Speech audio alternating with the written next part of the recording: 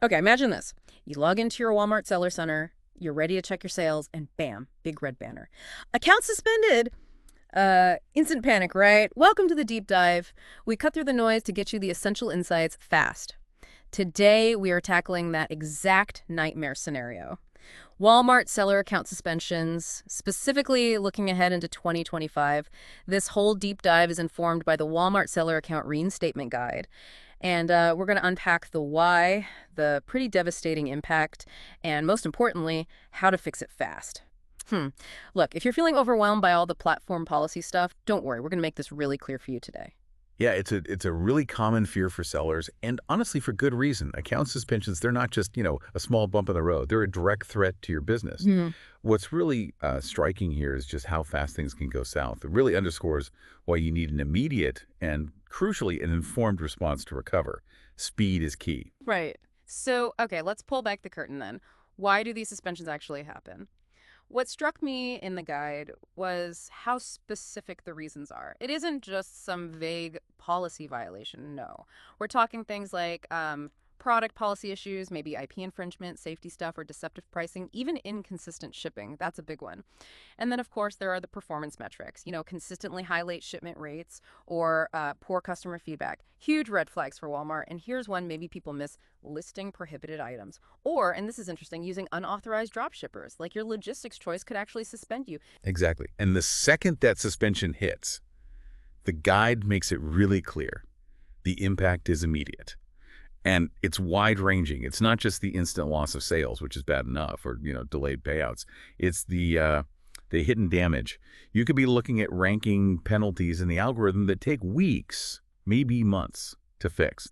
Customer trust goes down, and let's be honest, while you're dealing with this, your competitors, they're gaining ground. So it really hammers home that point. Swift action isn't just like recommended, it's basically the lifeline for your business. That is a chilling thought. Okay, so the million-dollar question. If this happens to you, what's the immediate game plan? The good news is the guide does lay out a pretty clear step-by-step appeal process. First thing, you got to log into your seller center, navigate straight to account health, find the specific violation, and here's the crucial bit. Download Walmart's official notice about it. That notice, that's your starting point, your piece of evidence. Yeah, and that's really just step one. Preparing the appeal itself, well, that's where the real strategy kicks in. The guide is very clear. You need a, quote, clear professional appeal. This isn't just saying sorry. You need to basically become a detective for your own business. You absolutely have to identify the root cause, not just what went wrong, but why it went wrong, deep down. Then you clearly outline the corrective actions, what you've already done to fix it, and just as important, the preventative actions, what you'll do so this specific thing never, ever happens again. It needs to be this compelling story of accountability, and showing you've learned. You'll usually submit this through a support ticket, sometimes a specific appeal email address. Makes sense. Of course, prevention is always, always better than scrambling for a cure, right? The guide tosses in some real gold standard advice here. Think of it like the three non-negotiables for top sellers. First, always stay compliant. Walmart's rules change. You got to keep up. It's not set it and forget it. Second, monitor your performance metrics like a hawk. Treat those dashboard warnings like early warning signals. Don't ignore them. And third, never ignore those Walmart warnings.